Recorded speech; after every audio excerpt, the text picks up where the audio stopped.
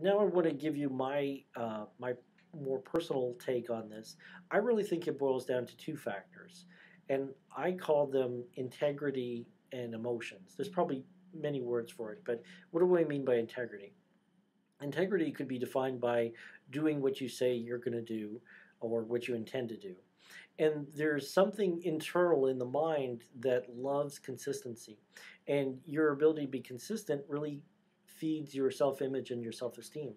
So when your brain loves it when you're consistent. So when you follow through on a simple task, you build your motivation intensely and you make it possible to go further and further. On the other hand, if you fail at a complex task, your motivation goes way down. So one of the problems that we have is we, in general, measure success of a weight loss program by pounds lost on the scale. But if you put someone on a scale, what are you measuring? Well, you're measuring the amount of water in their body, the weight of the muscle, the bones, the organs, and the fat.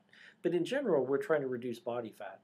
So I think it's problematic to rely solely on weight loss as the measure.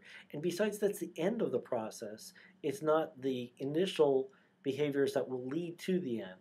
So I think that we need a way to kind of help people focus on things that are more within their control, more within their influence so that they can be successful. So I would ask people to do a couple of things. Number one, ask yourself this question on a daily basis. What can I do differently today that will make me thin but also healthy and that I can easily maintain?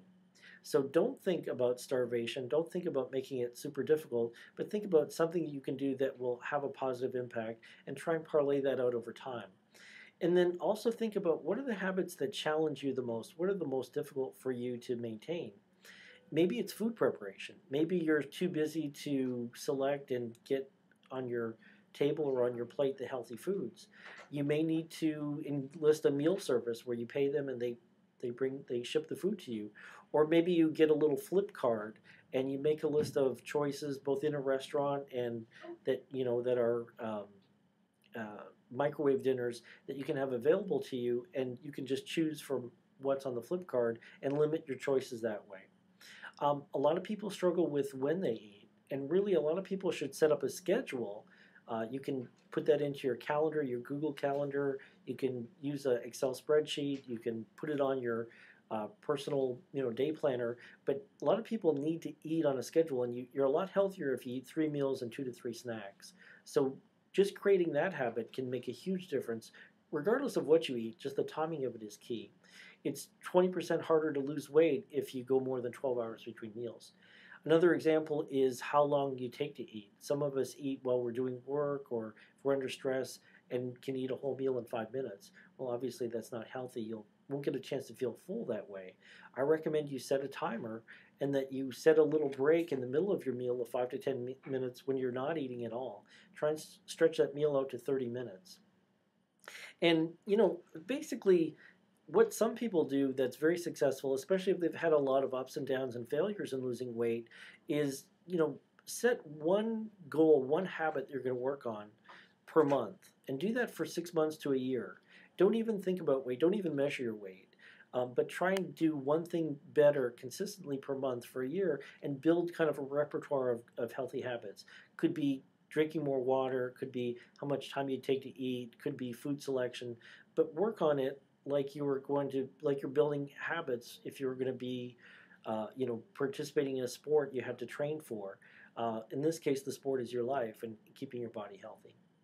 So that's the integrity factor. The other thing is emotions. And this is a very challenging area for a lot of people because emotions drive our eating. And eating is by nature a very emotional activity. Eating changes our physiology. So when that glucose goes into our body, that fat goes into our body, we change. We change the way we breathe, our muscle tone, everything changes. And along with that comes a change in emotions. So for some people, eating can be like a tranquilizer, and that can be a problem. A lot of people deal with their emotions by eating or not eating.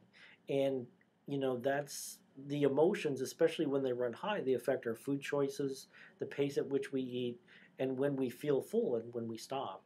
And so I also recommend you take an inventory like you did with your habits, an inventory of emotions that are hard for you to manage. And if they're very intense and problematic, you may want to visit with a therapist for that.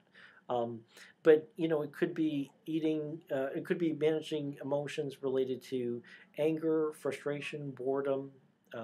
Stress, fear. But it's good to find out what they are. Start by identifying them internally, and either bring them to a therapist, or here's another way you can deal with them. One of the goals with your eating is to be in the here and now, and not be focused too much on the past or on the future. And so there's a website that I'm going to recommend. I'm not tied to that website in any way. The website is allaboutdepression.com, and the page I would particularly like you to visit is allaboutdepression.com/relax. And there's some exercises there that'll help you focus on your breathing, focus on your muscles in your body, to again bring you to the here and now. And I suggest you try doing that before you eat, so you can get in a relaxed state, and that you can be more aware of, your hunger, your fullness, and respond more to the body signals rather than to the emotions that might be distracting you. I hope those things help. Go ahead and give them a try, and best of success to you.